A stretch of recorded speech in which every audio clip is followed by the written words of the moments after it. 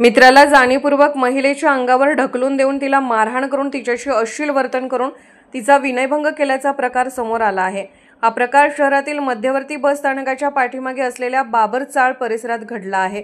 या प्रकरणी संशयित छोट्या उर्फ विक्रांत शंकर बाबर आणि त्याची पत्नी रेखा या दोघांवर सांगली शहर पोलिसात गुन्हा दाखल करण्यात आला आहे। पोलिसांनी दिलेल्या माहितीनुसार पीडित 33 वर्षीय महिलेने बाबर पती पत्नीच्या विरोधात फिर्याद दिली आहे। दिनांक 20 सप्टेंबर रोजी सायंकाळी 5:30 वाजण्याच्या सुमारास पीडित महिला राहत असलेल्या बिल्डिंगच्या जिन्यावर संशयित छोट्या बाबर आपल्या 4 मित्रांना घेऊन बोलत उभा होता। त्यावेळी पीडित महिलेने त्यांना तुम्ही या ठिकाणी थांबू नका असे सांगितले।